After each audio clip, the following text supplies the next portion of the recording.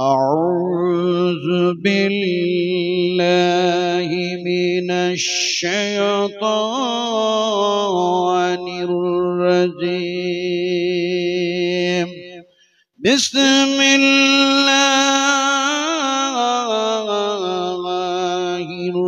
الرحمن الرحيم إن الله وملائكته يصلون على النبي يا أيها الذين آمنوا صلوا عليه وسلموا تسليما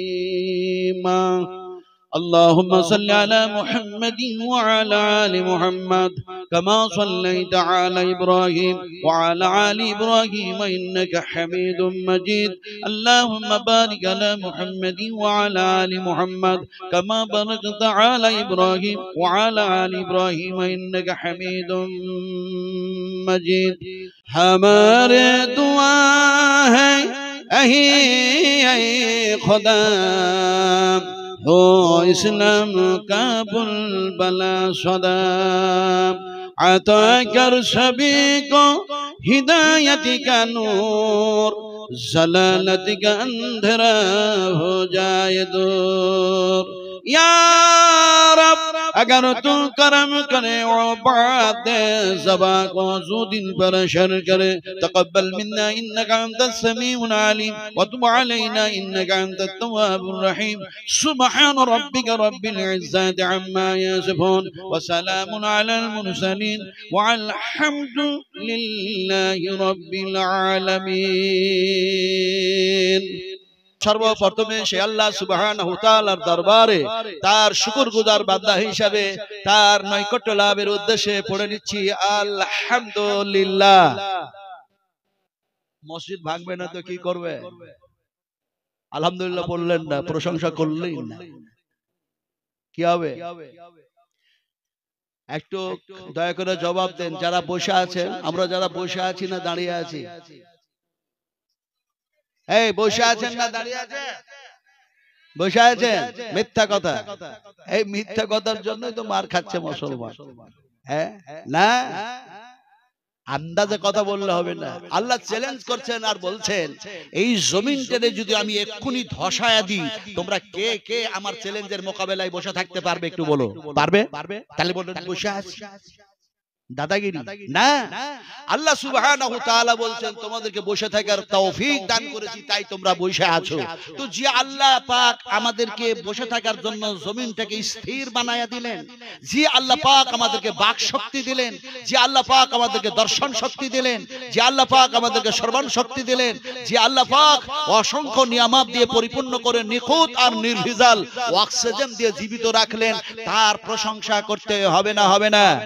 তাহলে চুপ থেকে না থেকে দেরি না করে একটু জোরে সোরে বলি আল্লাহর সন্তুষ্ট লাভনের জন্য পড়ে নেই, বলি আলহামদুলিল্লাহ। তারপরে পরে আমাদের নবী, বিশ্ব নবী রাহমাতুল আলামিন জনাবি মুহাম্মদ রাসূলুল্লাহ সাল্লাল্লাহু আলাইহি সাল্লামের প্রতি অসংখ্য অগণিত দরুদ ও সালাম অবতীর্ণ হয়ে যাক। সকলে বলুন আল্লাহুম্মা আমিন। আলাইহিল্লাহু বিকাফিন আবদাহু। আল্লাহ পাক বলছেন আমি আল্লাহ কি বান্দাদের জন্য যথেষ্ট নয়? এখানে যারা নামাজ পড়ছেন ওরাই খেলে আল্লাহর বান্দা, আর মোদি আল্লাহর বান্দা নয়। এই কথা বলে না? সবারই আল্লাহ বান্দা, আল্লাহর সবারই সকলের স্রষ্টা নয়, সকলের স্রষ্টা। তো তারাও তো তারই বান্দা। তারা কার জমিনে বাস করে? এই কথা বলুন, কার জমিনে বাস করে? আমরা কার জমিনে? ইন্নাল আরদা লিল্লাহি ইউরিসুহা মান ইয়াশাউ মিন ইবাদি ওয়াল আকিবাতু লিল মুত্তাকিন। এই জমিনে যারা বাস করবে আর নেতৃত্ব দিবে তারা হবে কারা? আমার মতো এই আলেম, আমার মতো একজন এমনি করে ফ্যান্সি ফ্যান, আমার মতো একজন এমনি করে মিথ্যাবাদী, যেন এমনি করে যেন নেতা, যারা নেতৃত্ব দিবে আল্লাহ পাক তাদেরকে এইভাবে কোরআনের মধ্যে নির্বাচিত করেছেন। ইন্নাল আরদা লিল্লাহি ইউরিসুহা মান ইয়াশা মিন ইবাদিহি ওয়াল আকিবাতু লিল মুত্তাকিন। যারা হবে মুত্তাকিন, যারা হবে পরহেজগার, যারা হবে দিনদার, যারা হবে আল্লাহ ভীরু, যারা হবে আল্লাহ ওয়ালা, যারা আকিবাত পরকালের প্রতি বিশ্বাস স্থাপনকারী এবং সেইভাবে জীবনকে বাস্তবায়নকারী, তারাই এই জমিনে নেতৃত্ব দিবে। কোথা থেকে? আপনারা বলুন, কোথা থেকে নেতৃত্ব দিবে? কথা বলে না, কথাই বলে না। জাল হক ওয়া যাহাকাল বাতিল ইন্নাল বাতিলা কানা যাহুকা। সত্য এসেছে প্রতিষ্ঠা হওয়ার জন্য, মিথ্যা এসেছে মিটে যাওয়ার জন্য। সত্য কথা হচ্ছে কোরআন থেকে নেতৃত্ব দিতে হবে। কথা বুঝতে পেরেছেন না পারেন নাই? আমার সোনা টুরের কথা বলতেছিলাম, আমাদের এই মাদ্রাসায় কোরআন শেখানো হয় না এমনি করে রামায়ণ মহাভারত পড়ানো হয়? কোনটা হয়? জোরে কথা বলতে হবে। মাদ্রাসায় কোরআন পড়ানো হয় না রামায়ণ পড়ানো হয়? তাহলে নেতৃত্ব দিতে হবে কোরআন থেকে। ফলে কোরআনের বাইরে এবং সেই হাদিসের বাইরে যদি কেউ নেতৃত্ব দেয়, আল্লাহর ওয়াদা আছে তার নেতৃত্ব এই জমিনে দেওয়ার কোনো অধিকার নাই। আল্লাহ পাকের এটা ওয়াদা। আমি বলছি না, আমার বলার ক্ষমতাও নাই। কথাটা বলতেছিলাম, আমি এক আল্লাহর গোলাম, আমি তার বান্দা। ফলে তার গোলামি করব, তার প্রসেস দিয়ে, তার নিয়ম, তার পদ্ধতি, তার যে সমস্ত সিস্টেমিটি আছে তা দিয়ে আমার জীবন আমি অতিবাহিত করব ইনশাআল্লাহ। একটু জোরে বলেন ইনশাআল্লাহ। তাও করলেন না আমার ভাইরা, সোনা টুরেরা। আমি গত রাত্রেও বলছিলাম যে গ্রামটাতে দেখা যাচ্ছে সিনিয়র মাদ্রাসা, তারপরে একদিকে হাই মাদ্রাসা, একদিকে যেন বানাত যেন দেখা যায় মহিলাদের মাদ্রাসা। ওই গ্রামটার মধ্যে, ওই জায়গাটার মধ্যে দেখা যায় একদিকে যেন এমনি করে নিজামিয়া মাদ্রাসা, তারপরে দেখা যায় তিনখানা প্রাইমারি স্কুল। একই যেন দেখা যায় সেই যেন ওই আপনার একটা পুকুরের পার, তার যেন চতুর্দিকে এত বড় বড় ইদারা। আর সেখানে বসে আছেন আব্দুল হামিদ আল মাদানী, সেখানে বসে আছেন এমনি করে বদরুদ্দোজা, এমনি করে বদরুদ্দিন, এমনি করে দেখা যায় আরো সব নুরুল ইসলাম প্রিন্সিপাল আপনাদের মুর্শিদাবাদের কুনুখিয়া বাড়ি। আলহামদুলিল্লাহ, ও যখন হাফ প্যান্ট পরা ছেলে 7 ক্লাসে পড়াশোনা করে, ওর বাপ ছিল পিয়ন মাস্টার, তখন আমি নাজবালাম তাকে দেখেছি, অত্যন্ত জাহিন আর অত্যন্ত ব্রিলিয়ান্ট ছেলে। আলহামদুলিল্লাহ, সেও গত রাত্রে ছিল। ওখানেও দেখলাম আমার মতো বুড়ো মানুষটাকে রাত 12টায় নিয়ে যাচ্ছে। আমি গিয়েই সেখানে বলেছিলাম, আচ্ছা কুরবানির খাসি জবাই করেন আপনারা নামাজের আগে না নামাজের পরে? আচ্ছা আপনারা মুর্শিদাবাদের মানুষ বলুন তো, আপনারা যে কুরবানি দেন যে জানোয়ারটা, দুম্বা হোক, উট হোক, গরু হোক আর ইত্যাদি হোক, ওটা নামাজের আগে দেন না নামাজের পরে?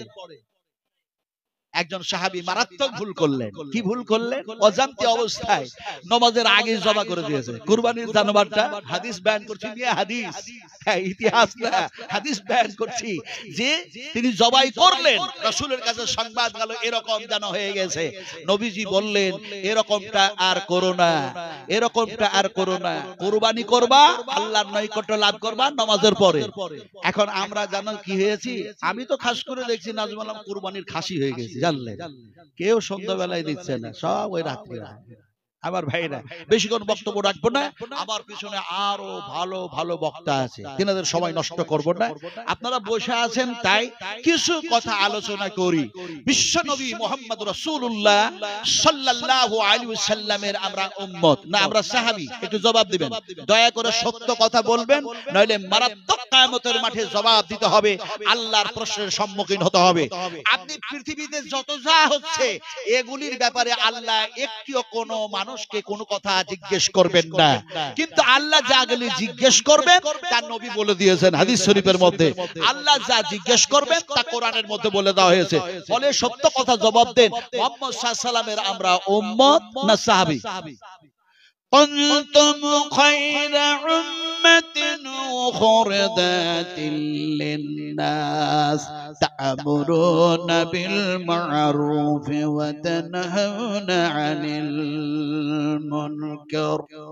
সর্বশ্রেষ্ঠ উম্মত হচ্ছে তারা যারা কি করে আল্লাহ এবং আল্লাহর রাসূলের কথাগুলি মানুষের সামনে বয়ান করে, আলোচনা করে এবং নিজেরাও অন্যায় থেকে বিরত থাকে, অপরদেরকে অন্যায় থেকে বিরত রাখে, নিজেরাও আমালে সালেহ করে, অপরদেরকেও আমালে সালেহের কথা আলোচনা করে। এটাই হচ্ছে সর্বশ্রেষ্ঠ উম্মত। দরবার সুবহানাল্লাহ। সুবহানাল্লাহ বললে মনে হয় কাবিরা গুনাহ হয়ে যাবে, যার জন্য বলছেন না। হাবিবুল্লাহ যখন বাচ্চা ছেলে না, হাবিবুল্লাহ একেবারে বাচ্চা, আমি সে সময় বলেছিলাম পড়াশোনা করো, পড়াশোনা করো, ভালো আলেম হও, যোগ্যতা অর্জন করো, তারপরে তখন বক্তব্য জগতে আসবা। কথা বুঝেন কি? একেবারে বাচ্চা ছেলে, যাক এখন অনেক বড় হয়েছে, কথা বুঝেন কি? আলহামদুলিল্লাহ। আমি তার জীবনে আলোচনা করবো না, নইলে আবার অন্যরকম হবে। যাক, কথাটা বলতেছিলাম যে এখন আপনাদের সামনে যে সমস্ত কথাগুলি উনি তুলে ধরলেন, ওনার পূর্বেকার বক্তারা তুলে ধরেছেন, তার পূর্বেকার ধরেছেন, তার পূর্বেকার ধরেছেন, এই কথাগুলি সত্যি আলোচনা করা প্রয়োজন আছে, শোনা প্রয়োজন আছে, কিন্তু শোনা আর বলাটা এটাই সাফিসিয়েন্ট নয়, এটা যথেষ্ট নয়। এটা কি যথেষ্ট? জি, এটা কি যথেষ্ট? এরপরে আমাদেরকে সেইভাবে কোরআনের আলোতে, ইসলামের আলোতে আমাদের তাদের সঙ্গে সংঘর্ষ করতে হবে, মোকাবেলা করতে হবে ইনশাআল্লাহ। বলুন ইনশাআল্লাহ। এখন আপনাদের সামনে যেটা বলতেছিলাম, আমরা হচ্ছি নবীর উম্মত, আমরা সাহাবী নয়, কিন্তু একজন সাহাবী, মাশহুর ও মারুফ সাহাবী, অত্যন্ত দেখা যায় এত যেন নামি দামি দুনিয়াবি উখরাবি, আল্লাহর কাছে নবীর কাছে এত যেন মাশহুর ও মারুফ সাহাবী। দেখা যায় বিশ্ব নবী তার শানে অনেক কথা বলেছেন, তার মধ্যে একটা কথা বলেছেন, আমার পরে যদি আল্লাহ সুবহানাহু ওয়া তাআলা কাউকে নবী বানাতেন, নবুয়ত দান করতেন, তাহলে হযরত ওমরকে দান করতেন। সেই সাহাবীটা নবীর কাছে গিয়েছে, কি বলছে শোনো। তিনি বলছেন গিয়া, আসসালামু আলাইকা ইয়া রাসূলুল্লাহ, নবীজি আপনার কাছে আমি একখানা কিতাব নিয়ে এসেছি, এই কিতাবটা কি আপনাকে পড়িয়ে শোনাবো? বসেছিলেন হযরত আবু বকর সিদ্দিক। হযরত আবু বকর সিদ্দিক নবীর পাশে বসে হযরত ওমর বলছেন, ইয়া রাসূলুল্লাহ এই কিতাবের মধ্যে ভালো ভালো কথা লেখা আছে, এটা কি আপনাকে পড়িয়ে শোনাবো? হযরত ওমর যখন এই কথা বলতেছেন, সেই সময় হযরত নবী করিম সাল্লাল্লাহু আলাইহি সাল্লামের মুখমণ্ডলটা লাল বর্ণ হয়ে গেছে, এত রাগান্বিত হয়েছে। এমন সময় যখন তিনি এমনি করে একবার দুইবার ওমর বলেছেন, আর বিশ্ব নবী মুহাম্মদ সাল্লাল্লাহু আলাইহি সাল্লামের গোটা যেন মুখমণ্ডলটা লাল বর্ণ হয়ে গেল। সেই মুহূর্তেখানে হযরত আবু বকর সিদ্দিক বললেন, ওমর একটু নবীর মুখের দিকে চেয়ে দেখো, একটু নবীর মুখের দিকে চেয়ে দেখো। হযরত ওমর যেন চেয়ে দেখলো, আমার নবী তো যেন আমার কথাই যেন না খোশ হয়ে গেছেন, অসন্তুষ্ট হয়ে গেছেন, সর্বনাশ, আমার আমল বরবাদ হয়ে যাবে, শেষ হয়ে যাবে। হযরত ওমর বলতে শুরু করলেন, আল্লাহ সত্য, এক আল্লাহ সত্য, এমনি করে কোরআন সত্য, ইসলাম সত্য, নবী মুহাম্মদ সাল্লাল্লাহু আলাইহি সাল্লাম যেন বারহক, জাহান্নাম সত্য, জান্নাত সত্য। এমনি করে বলতে বলতে বলতে আছেন, বিশ্ব নবীর যেন দেখা যায় রাগটা যেন আবার তিনি কন্ট্রোল করলেন, স্বাভাবিক যেন রংটা যেন মুখের মধ্যে ফিরে আসলো। নবীজি সে সময় বলেন, ওমর, এই ওমর, এই ওমর, এমনি করে আমার পূর্বে তাওরাত নাজিল হয়েছে, জব্বুর নাজিল হয়েছে, ফুরকান এমনি করে দেখা যায় ইনজিল নাজিল হয়েছে। ফলে যেন দেখা যায় এই কোরআন আসার পরে পৃথিবীর যত কিতাব সব যেন মানসুখ আর বাতিল হয়ে গেছে, তবে ওই কিতাবগুলির প্রতি ঈমান রাখতে হবে, বিশ্বাস রাখতে হবে। কিন্তু ওমর, এই কোরআনের চাইতে কি ভালো যেন কথা আর ওই কিতাবের হতে পারে? সবচেয়ে ভালো কথা কার? আপনারা যদি জবাব না দেন আমি উল্টা কথা বলে ফেলবো। উল্টা কথা কি জানেন? আজকাল ফতোয়ার অভাব নাই রে ভাই, মশলার অভাব নাই, ফতোয়ার অভাব নাই। যার যখন মন আসছে সে তখন বলে দিচ্ছে, এই করলাম তো কি হবে, এই তো কি হবে। একটা ফাঁস জাল টেনেছে, ফাঁস জাল, এক শিকারী রাতের বেলায় পাখি ধরবে বলে শিকারী ফাঁস জাল যেন টেনে দিয়েছে। এখন দুটা পাখি ধরা পড়েছে। পাখি দুটা ধরা যখন পড়লো, তো একটা পাখি কান্না করছে, আর একটা পাখি চিৎকার করছে, খুব চিৎকার করছে। তো চিৎকার যখন করছে তখন এই পাখিটা যে কান্না করছে, ওই চিৎকার করা পাখিটাকে বলছে, ভাই তুই এত চিৎকার করছিস কেন? তোর কি হয়েছে এত চিৎকার করছিস? তো বলছে দেখ আমি চিৎকার করছি কেন জানিস? আমার চিৎকার করার কারণটা আমার কাছে থাক, আমি পরে বলবো, কিন্তু তুই কেন কান্না করছিস বলতো? তো যে কান্না করছে সেই পাখিটার নাম হচ্ছে ঘুঘু। ঘুঘু, হ্যাঁ। এখন সে বলছে আমার কান্নার কারণ শুনতে চাও? বলে হ্যাঁ। বলে আমার মওত হবে, আমার মৃত্যু হবে। এই সকাল বেলায় এই শিকারী আমাকে জাল থেকে বাইর করবে, আমার গোশত যেন বৈধ আল্লাহ পাক হালাল করে দিয়েছেন, ফলে যেন আমাকে জবাহ করবে, আমার গোশত খেয়ে ফেলবে। ওই যেন আমি ভয়ে কাঁদতেছি, আমাকে গোশত করে খেয়ে নে, আমাকে জবাহ করে দে, আমার মৃত্যু হয়ে যাক, এই ব্যাপারে আমার কোনো চিন্তা নাই। কিন্তু কিয়ামতের মাঠে আল্লাহ পাক যখন চতুষ্পদ জন্তুগুলিকে উঠাবেন, আল্লাহর সামনাসামনি যখন হব, তখন যদি কান্নার কারণ জিজ্ঞেস করে আমি কি জবাব দেব? ওয়াইদাল হুসিরাত। আল্লাহ পাক বলছেন চতুষ্পদ জন্তুগুলি উঠানো হবে। বিশ্বনবী এগুলির ব্যাপারে বিশ্লেষণ কি করেছেন আমি অত লম্বা ওয়াজ করব না। আমার ভাইরা কথা বলতেছিলাম, ঘুঘু বলল আমি এই কারণেই কাঁদতেছি, কিন্তু তুই কেন চিৎকার করছিস বলতো? তো যে পাখিটা চিৎকার করছে ও হচ্ছে কাক। কাক, তো কাকটা বলছে দেখ আমার গোশত হারাম, আমার গোশত বৈধ নয়, মানুষের খাওয়ার জন্য জায়েজ নয়, কিন্তু আমি কেন চিৎকার করছি জানিস?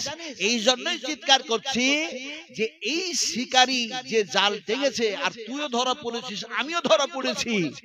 এখন এই জালের মালিক কোন মৌলবীর কাছে যে যাবে আর মৌলবীর কাছ থেকে যে ফতোয়া নিয়ে এসে আমার গোশতটাকে হালাল বানায় দিয়ে জবা করে খেয়ে নিবে, ওই ভয়ে আমিও কাঁদতেছি। আমি বলতে চাইছিলাম ফতোয়ার অভাব নাই, আলোচনার অভাব নাই, শ্রোতার অভাব নাই, বক্তার অভাব নাই, মাদানির অভাব নাই, মাক্কির অভাব নাই, রিয়াজির অভাব নাই, নাদবির অভাব নেই, ইলমের অভাব নাই। আছে কিসের? কথা বলে না, আমলে, আমলে, আমলে। আল্লাহ জিজ্ঞেস করবেন না তোমাকে কতটা পাণ্ডিত্য দান করেছিলাম, কতটা ইলম দান করেছিলাম, এ কথা জিজ্ঞেস করবেন না, তুমি আমল কি কি করেছিলে জিজ্ঞেস করা হবে, জিজ্ঞেস করা হবে।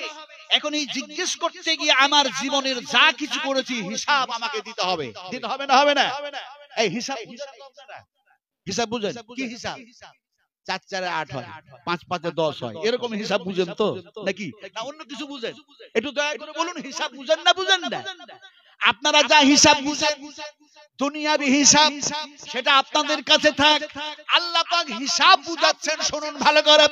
আল-ইয়াওমা তুজজা কুল্লু নাফসিন বিমা কাসাবাত লা যুলমাল ইয়াওম ইন্নাল্লাহা সারিউল হিসাব। এখানে আল্লাহ পাক হিসাব নেবেন। তুমি তোমার যৌবন কালটা, তুমি এমনি করে তোমার জীবনটা, তোমার জিন্দেগিটা আমি আল্লাহ পাক দিয়েছিলাম, এই জীবন তুমি কোন পথে অতিবাহিত করেছো তার হিসাব দিতে হবে। যদি আল্লাহ পাক তিল তিল করে হিসাব দেন, সুম্মা লা তুসআলুন্না ইয়াওমাইযিন আনিন নাঈম, আমি আমার জীবনের হিসাব দিতে পারবো না। আর হিসাব দিতে না পারলেই দেখা যায় সেই দিন কিয়ামতের মাঠে বাঁচার কোনো উপায় থাকবে না। আমার জীবনের আমল সবচেয়ে কোনটা বেশি ভালো? আপনারাকে শুধু বল শোনাই না, আল্লাহর কসম খেয়ে বলি, আমি যা বলতেছি আমার দুই কাঁধে দুই ফেরেশতা আছে লিখতেছে। লিখতেছে না? লিখতেছে না? এই লিখতেছে না? লিখতেছে না? আমার দুই কাঁধে দুই ফেরেশতা আছে লিখতেছে তো? লিখতেছে তো? আর আপনাদের ঘরে ফেরেশতা আছে না নাই? দেখতে পাচ্ছেন মনে হচ্ছে, দেখতে পাচ্ছে, দেখাও যায় না, ভারী না হালকা বুঝাও যায় না। আল্লাহ পাক বলছেন জিয়াতালাকাল মুতালাকিয়ান আনিল ইয়ামিন ওয়া আনিস শিমালি কাঈদ মা ইয়ালফিযু মিন কওলিন ইল্লা লাদাইহি রাকীবুন আতীদ। খবরদার, হিসাব করে কথা বলো, মেপে কথা বলো। আমার নবী যা বলেছে তাই বলো, আমি আল্লাহ যা বলেছি তাই শোনো। তার কিঞ্চিত পরিমাণও যদি কম বেশি করে দাও, তাহলে পরে সেটাও যেন ফেরেশতা লিখতেছে, সেই দিন তোমার আমলনামায় তুমি দেখতে পাবে। আল্লাহ পাক এর নবী বললেন, বিশ্ব নবী বললেন, যারা আমালে সালেহকারী হবে, যারা নেককার হবে, মুমিন হবে, মুত্তাকিন হবে, সেই সমস্ত মুমিনদের সামনধার থেকে আমলনামা আসবে। সামনধার থেকে আমলনামা আসবে, ডান হাতে আমলনামা দেওয়া হবে। বেআমলকারীদেরকে দেখা যায় তাদের আমলনামা যেন পিছন ধার থেকে আসবে, বাম হাতে আমলনামা আসবে। আল্লাহর কসম খেয়ে বলি, এই হাদিসগুলি বয়ান করছি একেবারে সহিহ হাদিস। কিয়ামতের মাঠে আল্লাহ যদি আমারে জিজ্ঞেস করে, আমারে জবাব দেওয়ার আগে দেখা যায় ফেরেশতাদের খাতা আল্লাহর কাছে জমা হয়ে যাবে। হবে না? হবে না? আমলনামা আসবে আর বলা হবে, তুমি যা করেছিলে, যা বলেছিলে, দেখো তোমার আমলনামায় লেখা আছে, ইকরা কিতাবাকা, পড়ে দেখো। আল্লাহু আকবার, আল্লাহু আকবার। আমার খুব ভয় হয় আমার সোনা টুরেরা, যে আমি কতক্ষণে ভালো হব। নবীজি বলেছেন, আল্লাহ কোরআনে বলেছেন, আগে বাঁচবে কে? এই জাহান্নাম থেকে আগে কে বাঁচবে? কথা বলেন। আল্লাহ পাক বলছেন, আগে তুমি নিজে বাঁচো, অপরকে তো পরে বাঁচাবা। কু আনফুসাকুম ওয়া আহলিকুম নারা, আগে তুমি নিজে বাঁচো। আমার ভাইরা, আমার নবীজি মুহাম্মদ রাসূলুল্লাহ সাল্লাল্লাহু আলাইহি ওয়াসাল্লাম, আপনাদের সামনে আমি প্রশ্ন রেখেছিলাম, জানতে চেয়েছিলাম। আমার প্রশ্ন রাখার মতো আমার মেমোরিতে কোনো বুদ্ধি নাই। আপনাদের কাছ থেকে জানতে চেয়েছিলাম, সবচেয়ে ভালো কথা কার? তাও বলছেন না, শব্দ টন্দ মনে আছে? একটু জোরে বলুন, কার? শুধু আল্লাহ, শুধু আল্লাহ এবং আল্লাহর রাসূলের। আমি কেন বললাম আল্লাহ আর আল্লাহর রাসূলের? আমি বলছি না, নবীজি নিজেই বলছেন। কি বলছেন? ফাইন্না খায়রাল হাদিসি কিতাবুল্লাহ ওয়া খায়রাল হাদিয়ি হাদিয়ু মুহাম্মাদিন সাল্লাল্লাহু আলাইহি ওয়াসাল্লাম।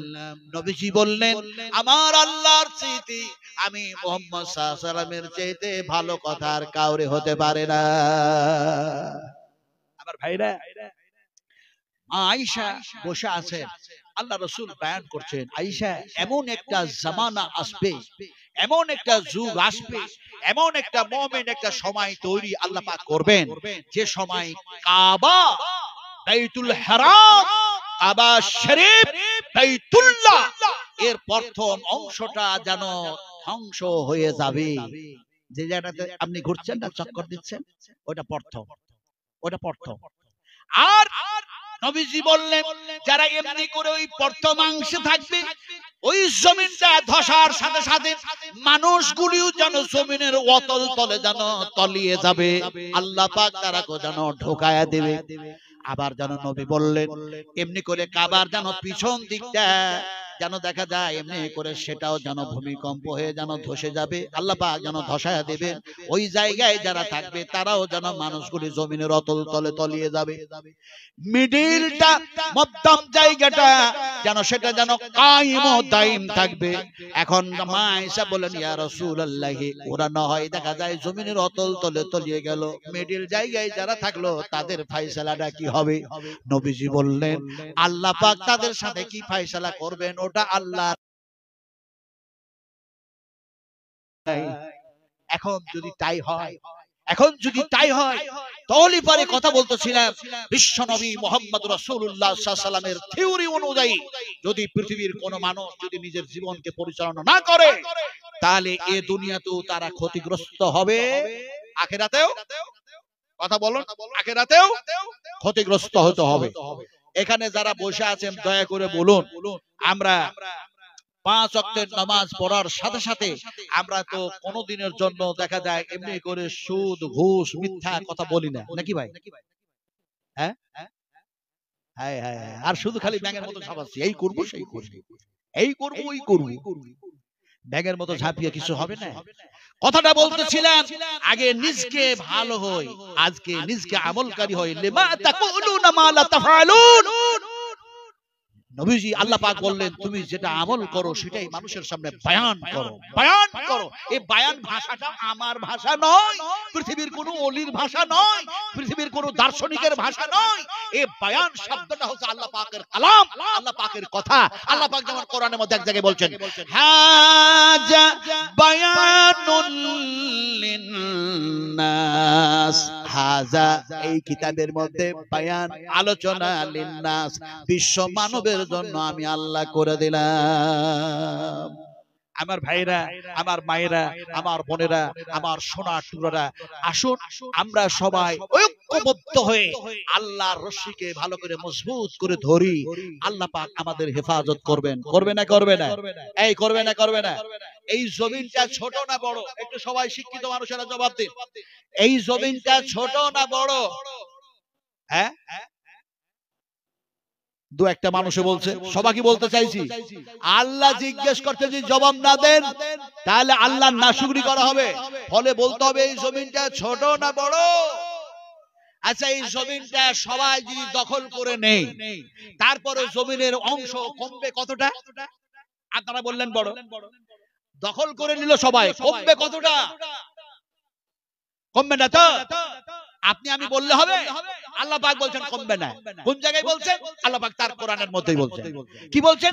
হুয়াল্লাযী জাআলা লাকুমুল আরদা যালুলান ফামশু ফি মানাকিবিহা ওয়া কুলু মির রিজকিহি ওয়া ইলাইহিন নুশুর। আল্লাহ পাক তিনি বললেন বিশ্ব মানবের জন্য এই জমিনটাকে প্রশস্ত করে দিয়েছি। জোরে বলুন সুবহানাল্লাহ। শুধু প্রশস্ত করে দিই নাই, এই জমিনটারে এত সুন্দর করে মজবুত করে দিয়েছি। তোমাদের কল, তোমাদের কারখানা, তোমাদের ব্যবসা বাণিজ্য, চাষবাস, চলাফেরা ইত্যাদি ইত্যাদি সব করতে যাতে আমার বান্দাদের সুবিধা হয়, এর জন্য জমিনটাকে আমি যেন স্থির করে দিয়ে বিশাল করে দিয়েছি, প্রশস্ত করে দিয়েছি। ফলে এই জমিনে চলাফেরা করো। আল্লাহ পাক বলছেন জমিনে চলাফেরা করো আর আমার দেওয়া রুজি খাও, আর আমার দরবারে আবার ফিরে আসতে হবে। সেই হিসাবেই তোমরা সৎ হয়ে আমার কাছে ফিরে আসো। আমার ভাইরা, কথাটা বলতেছিলাম, আপনারা মনে মনে ভাববেন যে নাজমুল আলম সাহেব হয়তো অন্য কিছু বলছেন। আমি অন্য কিছু বলি না, আল্লাহই অন্য কিছু বলছেন। এখানে আমার কিছু করার নেই। কথাটা হচ্ছে যা আল্লাহ বলেছেন আমি সেটাই বলবই। কারণ বিশ্বনবী মুহাম্মদ রাসূলুল্লাহ সাল্লাল্লাহু আলাইহি সাল্লামের সামনে যখন আবু জাহিল, যখন দেখা যায় আবু লাহাব, যখন দেখা যায় সুফিয়ান, যখন দেখা যায় উমাইয়া বিন খালফ, এই সমস্ত লোকেরা যে সময় দাদাগিরি দেখাচ্ছে, সে সময় বিশ্বনবী মুহাম্মদ রাসূলুল্লাহ সাল্লাল্লাহু আলাইহি সাল্লামের শানে উমাইয়া বিন খালফ বলছে মুহাম্মদ সাল্লাল্লাহু আলাইহি ওয়াসাল্লাম। আবার সে বলল যে এই দেখো আমার এই ঘোড়াটাকে হৃষ্টপুষ্ট করে জানো প্রত্যেক দিনের জন্য যে আনাজ খাওয়াচ্ছি আর হৃষ্টপুষ্ট করছি, মুহাম্মদ সাল্লাল্লাহু আলাইহি সাল্লাম আমি তোমাকে হত্যা করব, তোমাকে হত্যা করব, তোমাকে আমি হত্যা করব। বিশ্বনবী মুহাম্মদ সাল্লাল্লাহু আলাইহি ওয়াসাল্লাম শুনতে শুনতে, বারবার শুনতে শুনতে তিনি যেন একবার বলে ফেললেন উমাইয়া বিন খালফ আমি মুহাম্মদ সাল্লাল্লাহু আলাইহি সাল্লাম তোমাকে হত্যা করব।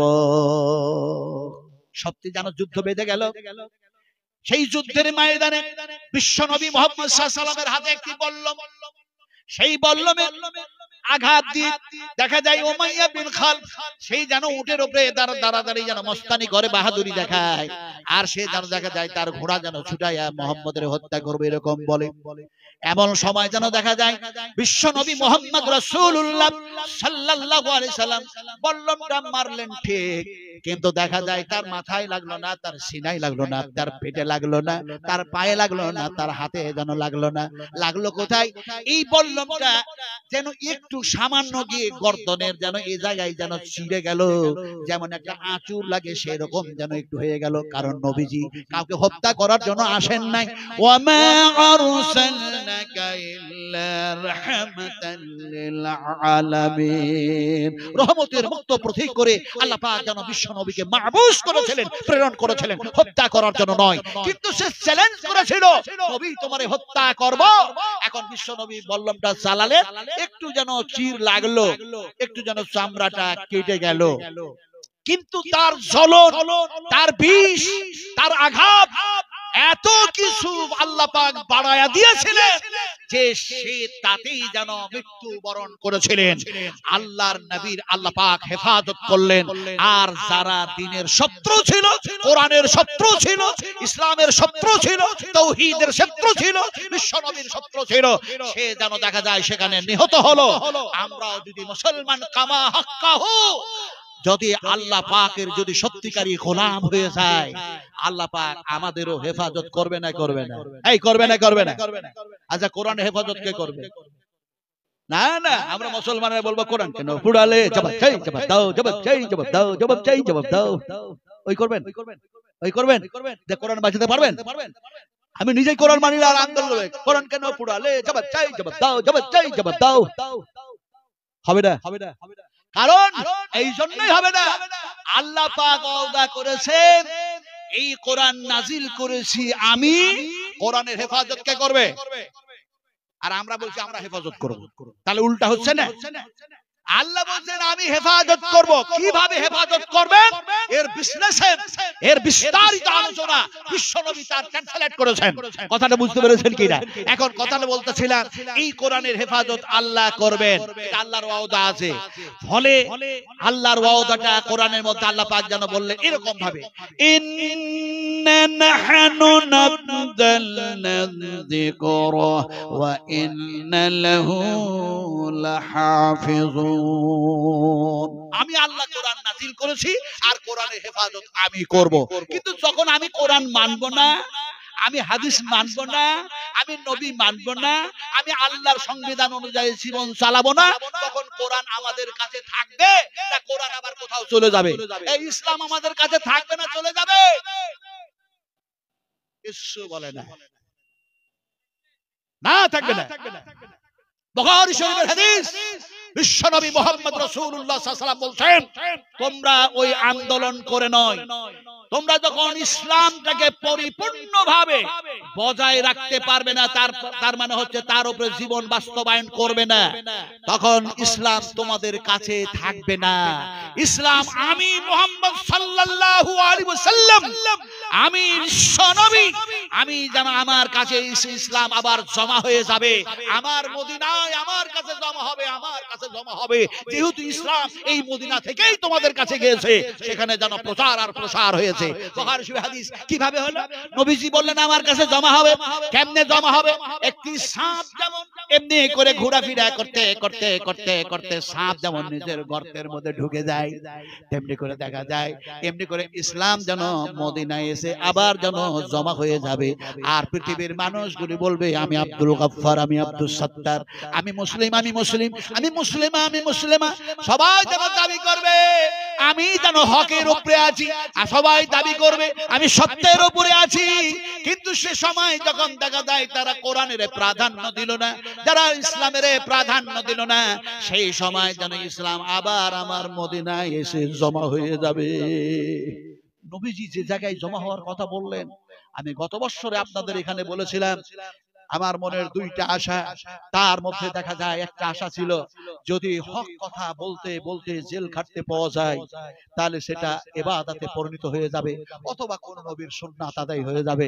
এখন জেল খেটেছেন হযরত ইমাম মুহাম্মদ বিন হাম্বল রাহমাতুল্লাহ আলাইহি, জেল খাটলেন ইমাম তাইমিয়া হাফিজাহুল্লাহ, জেল খাটলেন এমনি করে দেখা যায় জহির রাহমাতুল্লাহ আলাইহি, জেল খাটলেন এমনি করে দেখা যায় শাহ ওলিউল্লাহ দেহলিবি রাহমাতুল্লাহ আলাইহি, জেল খাটলেন মাওলানা ফজলে হক খায়রাবাদী, জেল খাটলেন এমনি করে দেখা যায় ইয়াহিয়া খান, এমনি করে জেল খেটেছেন অনেকে। কিন্তু যিনি জেল খাটলেন দ্বীনের জন্য, দ্বীনের জন্য, দ্বীনের জন্য, ইসলামের জন্য, এক আল্লাহকে রাজি আর খুশি করার জন্য, তার নাম হলো হযরত ইউসুফ আলাইহিস সালাতু সালাম। তার তো সুন্নাতটা আদায় হবে। আর একটা কথা বলেছিলাম, ইসলাম যেখান থেকে এসেছে সেই জায়গাটা একটু দেখায় দাও আল্লাহ। আল্লাহ মানুষকে ভালো কথা বলেই, কিন্তু আমাকে তুমি ভালো কাজ করার তৌফিক দান করো। কান্নাকাটি করার পর আল্লাহ মঞ্জুর করেছেন। গেছিলাম 3 জুলাই জিদ্দায় চাপলাম, 4 জুলাই আসলাম, হজ কমপ্লিট। কিন্তু যে জায়গায় বিশ্ব নবী মুহাম্মদ রাসূলুল্লাহ সাল্লাল্লাহু আলাইহি ওয়াসাল্লাম শুয়ে আছেন ওই জায়গাটার নাম কি আপনারা বলুন, বলুন কি নাম? হায় হায় হায়, কি নাম? মসজিদে নববী। আমার ভাইয়েরা, বুখারী শরীফের হাদিস, আল্লাহর হাবিব বলতেন বিশ্ব নবীজি বলছেন আমার মেহরাব থেকে আমার মিম্বার পর্যন্ত, আমার মেহরাব থেকে আমার মিম্বার, আমার মেহরাব থেকে আমার মিম্বার এতটা যেন হচ্ছে রিয়াজুল জান্নাহ। আমি রিয়াজুল জান্নাতের মধ্যে নবীজি শুয়ে আছি। সুবহানাল্লাহ বলুন, আরো জোরে সুবহানাল্লাহ। নবীজি কোথায় শুয়ে আছেন? रियाजुल जन्नतेर मध्य। हदीस बयान करছি, किसी को पूछना है तो पूछ लीजिए, ये हदीस सही है ये ज़ईफ है, पूछ लीजिएगा। আমার ভাইরা নবী যখন আছেন দেখা যায় সেই রিয়াজুল জান্নাতের মধ্যে যখন গেলাম, নসুক টসুক চলে না, নো এলাও। ওখানে গিয়ে লটারি হচ্ছে, যাদেরকে দেখা যায় আশাও করে যাতে ইচ্ছাও করে যাচ্ছে সেখানে আলহামদুলিল্লাহ। ভিতরে গেলাম, যাওয়ার পরে রিয়াজুল জান্নাতের মধ্যে যাওয়ার পর 2 রাকাত নামাজ পড়লাম, আল্লাহর কাছে কাঁদাকাটি করলাম।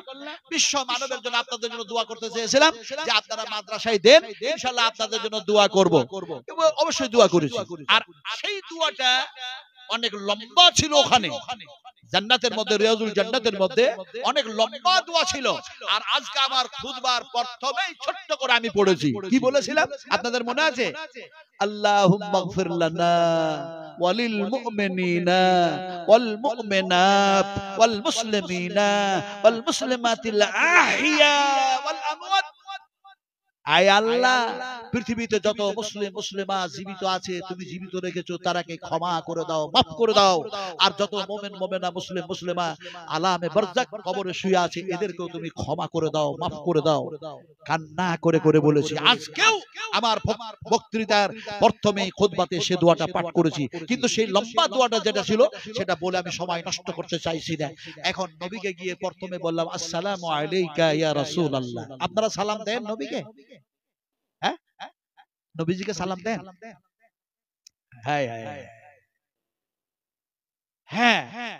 শুধু সালাত এমনি করে দেখা যায়, চাস্তের নামাজ পড়লেন, ইশরাক নামাজ পড়লেন, তাহাজ্জুদের নামাজ পড়লেন, সুন্নাত নামাজ পড়লেন, নফল নামাজ পড়লেন, বেতরের নামাজ পড়লেন, ফরজ নামাজ পড়লেন, জানাজার নামাজ না, এমনি করে ঈদুল আজহার নামাজ, এমনি করে ঈদুল ফিতরের নামাজ। এই নামাজ যখন আপনি পড়লেন তাশাহুদে যেন বসে গেলেন, আর তাশাহুদে বসে গিয়ে যেন বলছেন আত-তাহিয়াতু, সবাই মিলে একটু পড়ো, আত-তাহিয়াতু লিল্লাহি ওয়াস-সালাওয়াতু ওয়াত-তাইয়্যিবাতু আসসালামু আলাইকা আইয়ুহান নবী। अगर देखना है तो देख लो, ये इबारत बुखारी शरीफ के अंदर मौजूद है। जरूर बोलो सुभान अल्लाह, आरो बोलो सुभान अल्लाह। এখন মনে মনে ভাবে নবীরে সালাম দিলে তো বেদাত হয়ে যায়। আমার ভাইরা নবীজিকে সালাম দিলাম আসসালামু আলাইকা ইয়া রাসূলুল্লাহ। আর নবীর দুই ধারে যেন দুইজন শুয়ে আছেন, নবীর যেন সবচেয়ে বড় রফিক, সবচেয়ে বড় দোস্ত দেখা যায় এমনি করে আবু বকর সিদ্দিক রাদিয়াল্লাহু তাআলা আনহু, আর দেখা যায় হযরত ওমর ফারুক রাদিয়াল্লাহু তাআলা আনহু, তাদেরও যেন সালাম দিলাম আসসালামু আলাইকুম ওয়া রাহমাতুল্লাহি ওয়া বারাকাতুহু ইয়া আবু বকর সিদ্দিক রাদিয়াল্লাহু তাআলা আনহু, আসসালামু আলাইকুম ওয়া রাহমাতুল্লাহি ওয়া বারাকাতুহু ইয়া ওমর ফারুক রাদিয়াল্লাহু তাআলা আনহু। চোখের পানি দিয়ে 364-66 নম্বর যেন গেট, নওবিয়ার গেট দিয়ে বাইরে যেন দেখা যায় জান্নাতুল বাকিতে চলে গেলাম। বলে নবীজি বলেছেন, নবীজি বলেছেন 70,000 এই জান্নাতুল বাকিয়া থেকে মানুষগুলি বেহিসাব জান্নাতে চলে যাবে। ওই জান্নাতটা দেখি তো গেলাম, দেখা যায় 10,000 সাহাবী, 10,000 সাহাবী তাদের কবর সেখানে রইতেছে। আরো যে কত লক্ষ অগণিত মানুষের কবর আছে, কিন্তু 10,000 সাহাবীর মধ্যে দেখা যায় একদিকে হযরত উসমান গনি রাদিয়াল্লাহু তাআলা আনহু, একদিকে হযরত মা আয়েশা সিদ্দিকা রাদিয়াল্লাহু তাআলা আনহার কবর। মা আয়েশা যখন মৃত্যুবরণ করলেন, সে সময় অনেক সাহাবী জীবিত, আব্দুর রহমান বিন আউফ, হযরত আনাস, এমনি করে তাবর তাবর সাহাবী সব জীবিত। উম্মাহাতুল মুমিনিন মা আয়েশার ইমামতি করবে কে? এই জানাজার ইমামতি করবে কে? কেউ তো একজন করলেই হতো, কিন্তু খুঁজছে কাকে করানো যায়।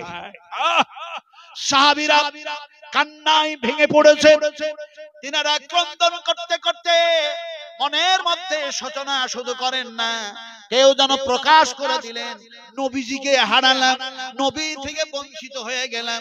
নবী আমাদের কাছ থেকে যেন পর্দা নিলেন, আমাদের মাঝে পর্দা হয়ে গেল। নবীর আর দেখা নাই, নবীর সঙ্গে কথা নাই, হামকালাম নাই। এখন দেখা যায় যেন যে হাদিসের মহাপণ্ডিত, আল্লাহ পাক পাণ্ডিত্য দান করেছিলেন, সেই মাকেও যেন হারালাম। উম্মাহাতুল মুমিনিন মা আয়েশাও জনগত হয়ে গেল।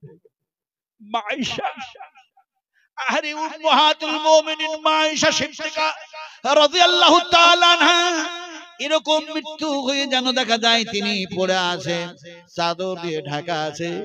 এমন সময় দেখা যায় জানাজার ইমামতি করবে কে, সেই ধরনের লোক খোঁজা হচ্ছে। কারে খুঁজবে? খুঁজতে খুঁজতে দেখা যায় এমন একজন সাহাবী, যে সাহাবী দেখা যায় হাঁটুর মধ্যে মাথাটা রেখে দিয়ে ক্রন্দন যেন করতেছেন। এমন সময় তার পাশে আশেপাশে আরো অনেক সাহাবী বসে আছেন, আবু জারের মতো সাহাবী বসে আছেন, আরো অনেকে আছেন। কিন্তু যে কান্না করছেন দেখা যায় সে যেন দেখা যায় অন্য কেউ না, এই আপনাদের এই মাদ্রাসার মতোই মাদ্রাসা, এরকম নবীর মাদ্রাসা ছিল মসজিদে নববিয়া। সেই মাদ্রাসায় যারা হাদিস যেন মুখস্থ করলো, শিখলো, তালিম হাসিল করলো, তিনি হচ্ছেন হযরতে আবু হুরায়রা রাদিয়াল্লাহু তাআলা আনহু। আবু হুরায়রা, তুমি কান্না করো, আমরাও কান্না করতেছি। উম্মাহাতুল মুমিনিন মা আয়েশার তুমি ইমামতি কটাক্ষ করে দাও।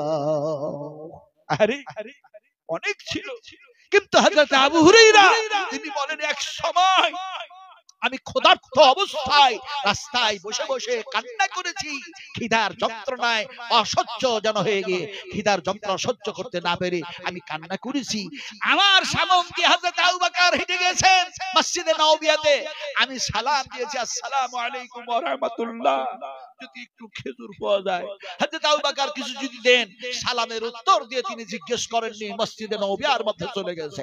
হযরত ওমর গেছেন, ওমরকে সালাম দিয়েছি, যদি ওমর কিছু আমারে খেতে দেন, খিদা আর সহ্য করতে পারি না।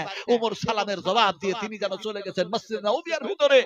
আমার নবীজিকে আমি যখন সালাম দিয়েছি, আমার নবীজি আমার অবস্থার দিকে লক্ষ্য করেছেন, এটা আবু হুরায়রা। আমি যখন হাদিস বয়ান করি, আবু হুরায়রা এই হাদিসগুলি মুখস্থ করে ঠকস্থ করে। ভবিষ্যতের উম্মতের জন্য এরাই হচ্ছে মুহাদ্দিসিন, এরাই হচ্ছে মুহাক্কিকিন, এরাই হচ্ছে ভবিষ্যতের জন্য যেন দেখা যায় ইসলাম, এই হাদিস, এই কোরআন প্রচার আর প্রসার করবে এরাই। ফলে বিশ্ব নবী মুহাম্মদ সাল্লাল্লাহু আলাইহি ওয়াসাল্লাম হযরত আবু হুরায়রাকে ডাকলেন, আসো আসো। ওই যা সাহাবে সুফফাদেরকে দুধ পান করালেন, সেখানেও গেলাম, সেখানেও যেন দেখলাম যেটা আসলে বলতে চাইছিলাম সেটা ছিল এটাই, যে আজ আধুনিক যুগ, যান্ত্রিক সভ্যতার যুগ, সায়েন্সের যুগ, বৈজ্ঞানিকের যুগ, কম্পিউটারের যুগ, মোবাইলের যুগ, ঐতিহাসিকের যুগ। মানুষ আজকে ইতিহাস, আজকে মানুষ ডিজিটাল, আজকে মানুষ মোবাইলকে এত পছন্দ করেছে যে মানুষের ঈমান চলে গেছে মোবাইলের উপরে, মোবাইলের উপরে, কোরআনের উপরে না থেকে মোবাইলের উপরে চলে গেছে। বিশ্বাস করুন, সবারই না গেলেও আকসার, অধিক অংশই মানুষের ঈমান গেছে মোবাইলের উপরে। মানুষ বলছে আজকে মোবাইলে সব আছে, কোরআন আছে, হাদিস আছে, মুসলা আছে, ফতোয়া আছে, এই আছে সেই আছে, মোবাইলে সব অ্যানসার পাওয়া যায়। मैं चैलेंज करता हूं,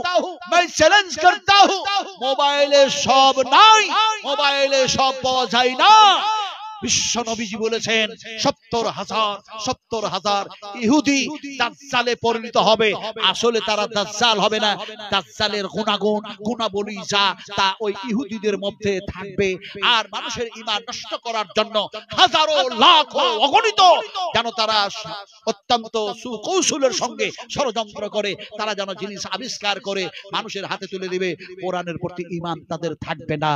আজকে আমাদের অবস্থা তাই হয়েছে যে মোবাইলে সব আছে এই কথা বলছি, কিন্তু সব আছে কোথায়? আল্লাহ পাক বলছেন ওয়াতিবিয়ানাল লিকুল্লি শাই। আল্লাহ পাক বলেন এই কোরআনের মধ্যে আমি সমস্ত সবকিছু ঢুকাইয়া দিয়েছি। যে কোনো সমস্যায় পড়বে, এই সমস্যার সমাধান করার জন্য কোরআন যা ডিসিশন দেয়, আমার নবীর সহিহ হাদিস যা ডিসিশন দেয়, সেটাই যেন চূড়ান্ত ফয়সালা হিসাবে মেনে নিতে হবে। সব আছে কোথায় বলুন একটু, কোথায় আছে?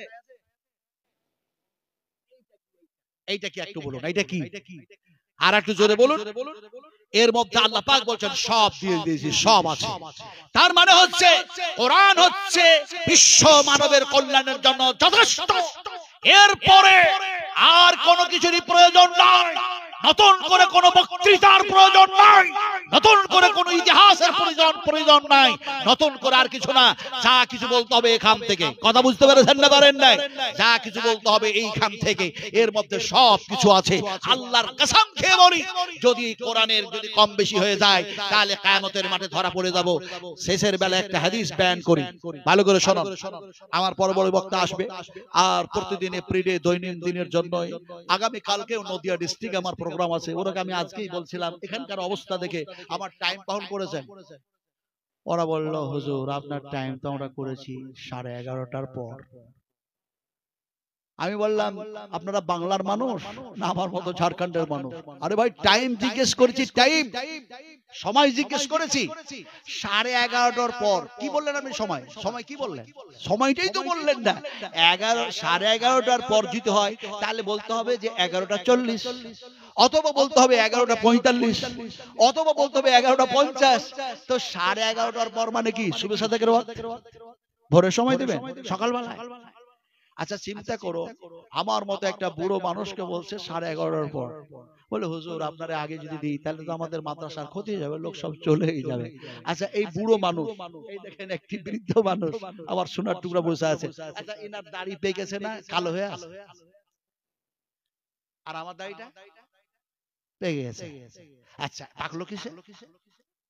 বয়সে। তাহলে এখন দেখবেন অনেক দেখা যায় ছোট ছোট বাচ্চা স্কুলে পড়ছে, ওদেরও চুল টুল অনেক জায়গাতে দেখা যাচ্ছে জায়গা জায়গা সাদা হয়েছে, ওর বয়স অনেক হয়ে গেছে। তাহলে পাকলো কিসে? আপনাকে বলতে হবে। কে বলবে? নবীজি আপনি বলে দেন কিসে পেকেছে। হাদিসের রাবি উম্মাহাতুল মুমিনিন মা আয়েশা, আল্লাহর নবী জানো আজওয়াজে মুতাহহারা মা আয়েশা বলছেন, ইয়া রাসূলুল্লাহ আপনার দাড়িগুলি মাথার চুলগুলি বুঝি বয়সের কারণে পেকে সাদা হয়ে গিয়েছে? নবীজি বয়সের কারণে কি পেকে গিয়েছে? নবীজি বললেন লা লা না না আয়েশা, আমার দাড়ি পাকলো, মাথার চুল পাকলো কিয়ামতের চিন্তা করতে করতে, আর আমাদের দাড়ি চুল পাকলো দুনিয়া করতে করতে। যেদিক থেকে টাকা আসবে সেই দিক থেকে আয়। কথা বুঝেন কি? সুদে আয়, ঘুষে আয়, মদে আয়, জুয়াতে আয়, লটারিতে আয়। লটারি টিকিট এখানে চলে না, আপনাদের মুর্শিদাবাদের লটারি টিকিট কাটেই না কেন বাবা? আর শুধু আন্দোলন করছে, এই করেঙ্গে সেই করেঙ্গে, হ্যান করেঙ্গে তেন করেঙ্গে। ইন্নাল্লাহা লা ইউগাইয়িরু মা বিকওমিন হাত্তা ইউগাইয়িরু মা বিআনফুসিহিম। আল্লাহ সুবহানাহু ওয়া তাআলা বলছেন, তোমরা নিজেরা যতক্ষণ পর্যন্ত পরিবর্তন না হও আমি ততক্ষণ পর্যন্ত তোমাদেরকে পরিবর্তন করি না। নবীজি বলেছেন, তোমরা যখন ইসলামের উপরে জীবন চালাবে না আল্লাহ পাক জালেম বাদশা কায়েম করবে, কাউরি বাবার ক্ষমতা নাই তারাকে ঠকাবে। যেহেতু নবীজি ফয়সালা দিয়ে দিয়েছেন, তোমরা যখন মানবে না জালেম বাদশা কায়েম করবে কে? আল্লাহ কায়েম করবে। আর আমরা বলছি আন্দোলন করে বাঁচিয়ে নেব। কথা বুঝেন কি? আল্লাহ ফয়সালা দিয়ে দিয়েছে, নবী ফয়সালা দিয়ে দিয়েছে। এখন সেটা হচ্ছে বাঁচার ব্যাপার, যেটা হচ্ছে বাঁচার ব্যাপার সেটা নবী বলেছেন, আল্লাহ বলেছেন, আসো আসো দৌড়ায় আসো, আস্তে আস্তে না ছুটে আসো। কোন দিকে? তোমার রবের মাগফিরাতের দিকে, তোমার রবের দিকে, তোমার স্রষ্টার দিকে ছুটে আসো। ওয়াশানিউ ইলা মাগফিরাতিম মির রাব্বিকুম ওয়া জান্নাতিন আরদুহাস সামাওয়াতু ওয়াল আরদু উইদ্দাত লিল মুত্তাকিন। আল্লাহ ডাকছে যে আমার দিকে ছুটে আসো, আর আমি তোমাদের ক্ষমা করব, আর তোমাদের জন্য বেহেশত রেখেছি যে জান্নাত হচ্ছে জমিন ও আকাশের চাইতে বেশি প্রশস্ত। আল্লাহ ডাকছেন, তখন সাহাবীরা ছুটে এসেছিল না পিছিয়ে গিয়েছিল? আপনারা বলুন, পিছিয়ে গিয়েছিল না ছুটে এসেছিল? আমি দুইটা ঘটনা শোনাবো এখানে। মারাত্মক দুইটা ঘটনা শোনাবো আপনাদেরকে। একজন আনসারী গরিব সাহাবী। এখন গরিব সাহাবীটাকে এখন দেখা যায় আল্লাহ এইভাবে ডাকছে মুসলমানকে, এইদিকে ছুটে আয়, তোর জন্য আছে জান্নাত। তো আনসারীটাকে ধরলো এমন একজন জালেম বাদশা, এমন একজন জালিম, যার নাম হচ্ছে মুসাইলামা বিন কাযাব, মুসাইলামা। এখন মুসাইলামা বলল, এই আনসারী শোনো, তোমাকে বলি, এই যে ছাগল চড়াচ্ছিল এর উপরে তোমরা ঈমান এনেছো আর একে নবী বলে মেনে নিয়েছো, কিন্তু এই আসলে নবী নয়, এ একজন ইয়াতীম আর গরিব, আর হচ্ছে ছাগল চড়ানোওয়ালা একজন যেন দেখা যায় রাখাল। ফলে এর প্রতি ঈমান এনো না, তুমি আমার প্রতি ঈমান আনো। আমি নবী দাবি করেছি যে আমি নবী, জলিল নওজুবিল্লাহ, সে নবী দাবি করেছে। এখন দেখা যায় আনসারী মানুষটা বললেন যে আপনি পুঁজিপতি মানুষ, আপনি ধনাঢ্য ব্যক্তি, আপনি যেন দেখা যায় এই এলাকার লিডার, ফলে আপনি যে কথাটা বলছেন এ কথাটা আমার মানা অসম্ভব। বলে একে অ্যারেস্ট করো, ধরলো। দেখা যায় ধরা হলো, ধরার পর এবার তাকে বাঁধা হলো একটা যেন স্তম্ভের সঙ্গে, একটা খেজুরের গাছে বেঁধে দিল। বেঁধে দেওয়ার পর এখন তার লোকজনগুলিকে সে বলল, মুসাইলামা বলল, এর প্রতিটি শরীরের যত জয়েন আছে একটু একটু করে কাটো, আর একে বলো যে তুমি একে নবী বলে মেনে নাও, আর মুহাম্মদের উপরে যে নবী ঈমান এনেছো ওটা বাদ দাও। যখন কাটতে কাটতে কাটতে কাটতে সে যদি স্বীকার করে নেয়, মেনে নেয় যে ঠিক আছে ও নবী নয় তুমি নবী, তাহলে একে ছেড়ে দিও। এখন কাটতে শুরু করলো। চিন্তা করুন, আল্লাহ ডেকেছেন তার দিকে, আর এখন কি পরীক্ষা, কি যেন পরীক্ষার সম্মুখীন হয়েছে সেই মুসলমান।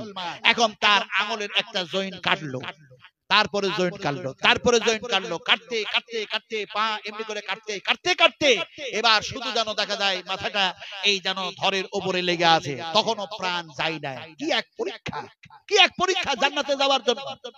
এমন সময় কাটতে কাটতে এই অবস্থায় যখন হয়ে গেছে, সেই সময় যেন বলা হচ্ছে এখনো যদি সময় আছে বলে দাও, তোমারে বাঁচাবার জন্য যত রকমের ট্রিটমেন্টের ব্যবস্থা সব খরচা বহন করা হবে।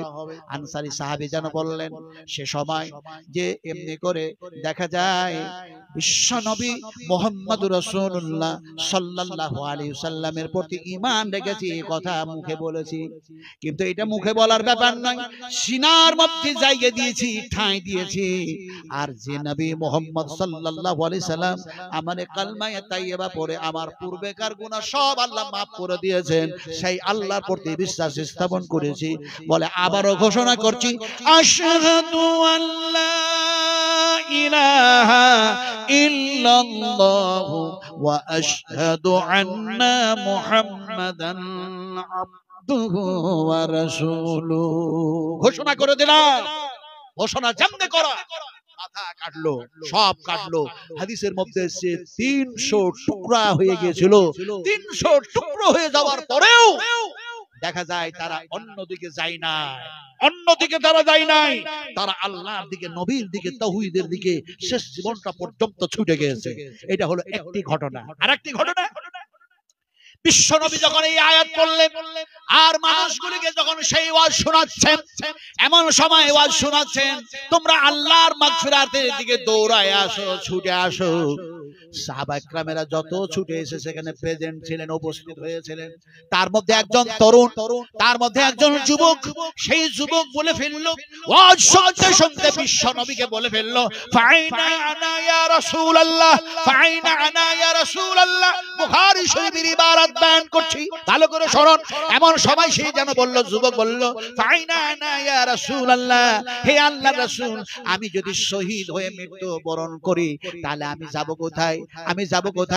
আল্লাহ বলেছে ছুটায়, আর বলেছে জান্নাতটা জমিন আকাশের চাইতে বেশি প্রশস্ত। ফলে আমি যদি শহীদ হয়ে যাই আমি যাব কোথায়? নবীর মুখ দিয়ে বাইর হয়ে গেল, ক্বালা ফিল জান্নাহ।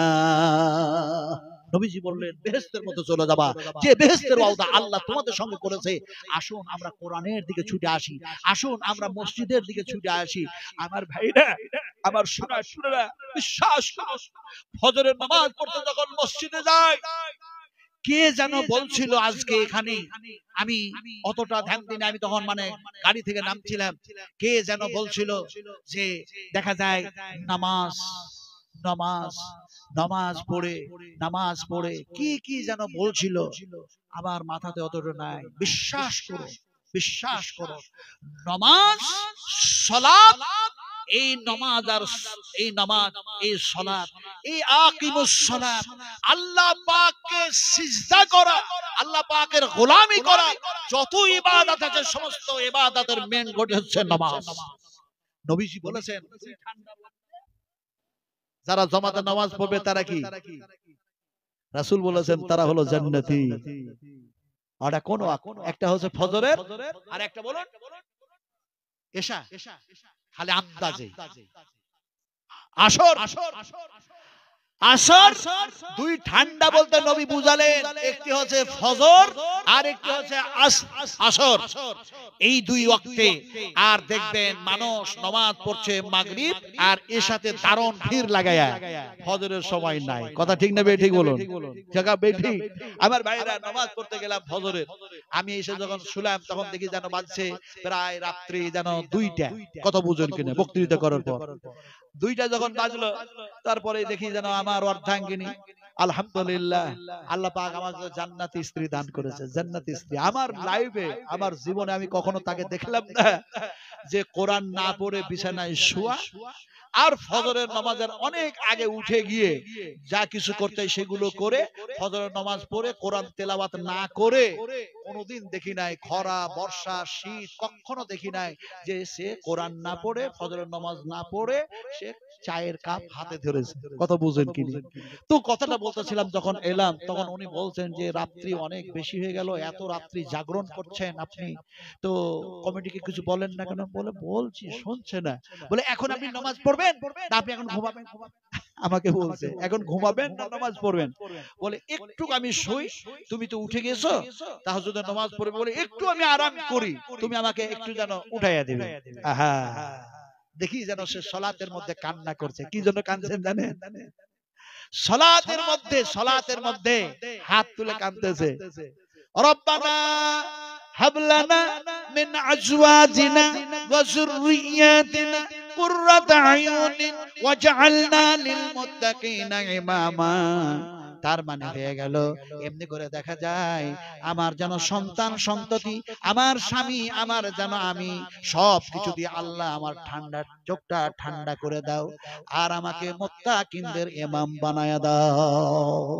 আরে আমি আর ঘুমাতে পারলাম না, আল্লাহর কসম আমি শেষ পর্যন্ত দেখলাম এক সময় এই দুনিয়ায় সম্পর্ক আছে, স্বামী স্ত্রীর সম্পর্ক, চাচা ভাইপোর সম্পর্ক, কিন্তু যতক্ষণ জীবিত আছি ততক্ষণ পর্যন্ত সম্পর্ক, ততক্ষণ পর্যন্ত সহানুভূতি আর সহযোগিতা, কিন্তু মারা গেলেই আর সহানুভূতি সহযোগিতা নেই, কেউ পরিচয় দিবেই না। আজকে যদিও আমার স্ত্রী আমার জন্য কানে, আমি যদি আমার স্ত্রী ছেলে মেয়ের জন্য কান্না করি, আমার ভাইয়ের যদি আমি দরদ দেখাই, আমার চাচা যদি আমার দরদ দেখায়, কিন্তু কিয়ামতের মাঠে কেউ কাউরি দরদ দেখাবে না, কেউ কাউরি সহযোগিতা করবে না, কাউরি যেন কেউ কাজে আসবে না। আল্লাহ পাক বলছেন, ইয়াউমা লা তামলিকু নাফসুন লিনাফসিন শাইআ ওয়াল আমরু ইয়াউমাইযিন লিল্লাহ। ও যুবকেরা, আমার সোনার সুরেরা, আমি এই বৃদ্ধ মানুষ আপনাদের সামনে সারা জীবন কোরআন থেকে আলোচনা করলাম।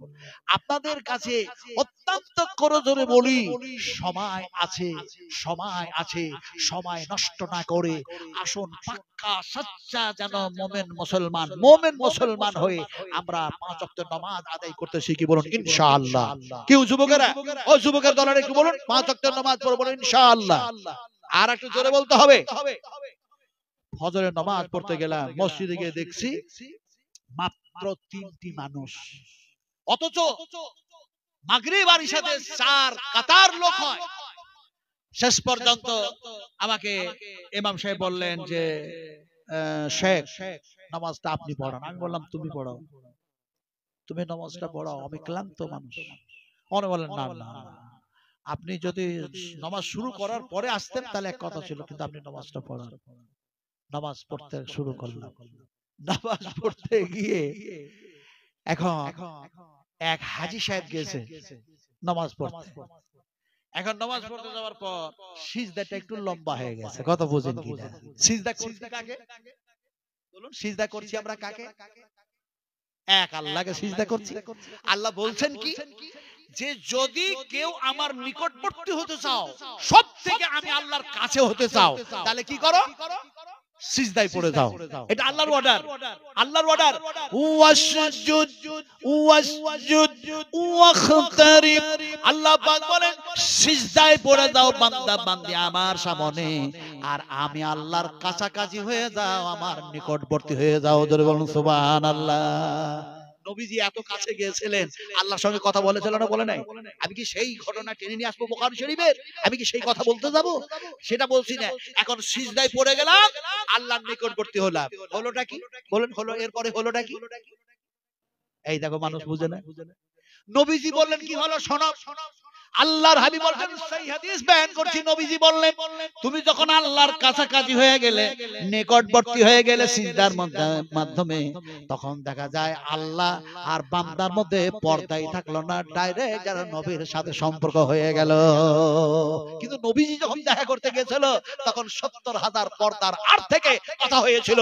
আর আল্লাহ নবী বলছেন তোমরা যখন সিজদায় পড়ে দাও, আল্লাহ আর বান্দার মধ্যে কোনো পর্দাই থাকে না, ডাইরেক্ট সম্পর্ক হয়ে যায়। জোরে বলুন সুবহানাল্লাহ। সিজদায় পড়ে তাড়াতাড়ি করবেন না, বলবেন চা খাওয়ার টাইম হয়েছে, চল বাবা, কথা বুঝেন কিনা? দোকানে একটু গল্প করতেই হবে, চল বাবা। হ্যাঁ, একটু যেন দেখা যায় সকালবেলা একটু যেন এমনি করে কি কি ডাক্তাররা বলছেন না, মর্নিং ফর্নিং করতে কি যেন করতে হবে, কথা বুঝেন কিনা? হ্যাঁ, এখন ওইগুলো করতে হবে। ও বাবা, আরে ভাই, ফায়জা কুজিয়াতিস সালাত ফান্তাসিরু ফিল আরদ যদিও বলা হয়েছে, বিশ্বাস করুন, বিশ্বাস করুন, যে সময়টা আপনি পেলেন অত্যন্ত মূল্যবান সময়। ফজরের নামাজ পড়তে গেছে, সালাত, খুশু, ইতমিনান, ওয়াস্তাঈনু বিস-সাবর ওয়াস-সালাহ, নামাজের মধ্যে ধৈর্য ধারণ করে সেই সময় চোখের পানি একটু ঝরায়। তাসবিহ, তাহলিল, জিকির, আজকার, তাহমিদ, পবিত্রতা, তেলাওয়াত একটু করুন। করার পর জীবনের একটি আমল তৈরি করুন। জীবনে মানে একটি আমল করব, আমলটা সব উত্তম আমলগুলি উত্তম আমল। ফজরের নামাজের পর আপনি কমপক্ষে 100টি বার বসে বসে সুন্দরভাবে সুবহানাল্লাহি ওয়া বিহামদিহি সুবহানাল্লাহিল আযীম, সুবহানাল্লাহি ওয়া বিহামদিহি সুবহানাল্লাহিল আযীম। বুখারী শরীফের লাস্ট হাদিস, হযরত আবু হুরায়রা, সে হাদিসের রাবী, তিনি বলছেন যে যারা, এমনি নবীজি বলেছেন, মুখে বলতে হালকা সহজ হবে, কিন্তু নেকির পাল্লা সেই দিন যেন ভারী হয়ে যাবে। সুবহানাল্লাহ, সুবহানাল্লাহ। তো কমপক্ষে আপনি ঘুরতে যাবেন ঠিক আছে, চায়ের দোকানে যাবেন ঠিক আছে, নামাজ সালাত হয়েছে ঠিক আছে, কমপক্ষে বসে বসে ওইটা করুন। কোরআন পড়তে যারা জানেন না, আমার মায়েরা, আমার বোনেরা, আমার আব্বাজিরা, পড়তে সবাই জানেন, কিন্তু অনেক মানুষ জানেন না, তো কোরআন পড়তে জানেন না, তারপরেও জীবনের আমলটা করুন। আপনি প্রথমে বিসমিল্লাহির রহমানির রহিম বলে সূরা ফাতিহা একবার পড়লেন, সূরা এমনি করে দেখা যায় ফালাক এমনি করে পড়লেন, সূরা নাস পড়লেন, এমনি করে সূরা ইখলাস পড়লেন, ইখলাস সূরা 3 বার পড়লেন, তারপরে বিশ্বনবী মুহাম্মদ রাসূলুল্লাহ সাল্লাল্লাহু আলাইহি ওয়াসাল্লামের উপরে আপনি দরুদ পাঠ করলেন। নবীজি বলেছেন কোরআনের সম্পূর্ণ হয়তো তুমি তেলাওয়াত করে শেষ করতে পারলে না, কিন্তু কোরআনটা এমন একটি সূরা তুমি পড়লে যে সেই কোরআন তেলাওয়াত, সেই কোরআনের অর্ধেকটা, এমনি করে কোরআন সম্পূর্ণ শেষ করাটার সমান তুমি নেকি পেয়ে গেলে। যারা কোরআন পড়তে জানেন না, এটাকে কমপক্ষে আমল করুন। আমার ভাইরা, আসলে আমি বলতে চাইছিলাম, আজকার আমার বক্তৃতার সারমর্মই হচ্ছে শিক্ষা নিব কোথা থেকে, বলো কোথা থেকে? কোরআন থেকে। শিক্ষা নেব কোথা থেকে? বিশ্ব নবী পাক মুহাম্মদ সাল্লাল্লাহু আলাইহি সাল্লামের হাদিস থেকে। আর সেগুলি পড়ানো হবে কোথায়? মাদ্রাসায়, মাদ্রাসায়, মাদ্রাসায়, মাদ্রাসায়। এই মাদ্রাসাতে এখন দেখা যায় কোরআন এবং হাদিস যে পড়ানো হয়, এই মাদ্রাসাগুলির যে লিস্ট তৈরি করে মাদ্রাসাগুলি বন্ধ করতে চাইছে, এরা বন্ধ করবে না, বন্ধ করবে না। কি করবে শোনো, যত ভালো ভালো ভালো ভালো শিক্ষিত সালাহিয়াতপূর্ণ আলেমে দ্বীন, এদের একটা চার্ট তৈরি হচ্ছে, চার্ট লিস্ট তৈরি হচ্ছে। যারা বুখারী শরীফ পড়াবেন, এক কথায় মাদ্রাসা চালাবে, এই ধরনের শিক্ষিত মানুষগুলিকে চাকরি দেওয়া হবে। দেখছে আইনের মাধ্যম দিয়ে ঠেকানো যাচ্ছে না, এদের সামনে আরো বিভিন্ন যেন সংবিধান তৈরি করেও ঠেকানো যাচ্ছে না, এত কিছু বিরোধিতা করেও পারা যাচ্ছে না। ফলে একটা কৌশল এসছে, সেটা হচ্ছে আমেরিকা থেকে ইন্ডিয়াকে এটা শেখানো হয়েছে যে মাদ্রাসা বন্ধ করো, মসজিদ বন্ধ করো, ভেঙে দাও, এসবগুলো কেন করছো, এগুলো কেন করছো? খুব সুন্দর কৌশল করে হিকমত করে ওরাকে আপনি বন্ধ হয়ে যাবে সেই কাজ করো। বলে কি করতে হবে? বলে ওরাকে চাকরি দিয়ে দাও। ওরা তখন আলিয়াতে, ওরা তখন হাই স্কুলে, ওরা তখন হাই মাদ্রাসায় তখন চাকরি করবে, সরকারি চাকরি, আর তারা হবে সরকারের চাকর। ওরা ছিল মাদ্রাসায় মসজিদে ইমামতি করতে করতে আল্লাহর চাকর, নবীর চাকর, ওরা হয়ে যাবে তোমাদের চাকর। যার জন্য কৌশল করে আজকে আস্তে আস্তে আস্তে আস্তে ছোট ছোট চাকরি থেকে বড় বড় চাকরি দেওয়া হচ্ছে। আজকে এত সেবিক পুলিশের প্রয়োজন পড়লো কেন? ওই সেবিক পুলিশগুলি, বিশ্বাস করো, যত হাজার সেবিক পুলিশ দেওয়া হয়েছে, এরা যদি নামাজ পড়তো, আল্লাহর দ্বীনের উপরে, আল্লাহর দ্বীনকে মজবুত করে যদি ধরে থাকতো, বিশ্বাস করুন এই সমস্ত সেবিক পুলিশগুলি একদিন আন্দোলন করত আর বলতো এটা অন্যায়, এটা অন্যায়, এটা অন্যায়, এটা অন্যায়।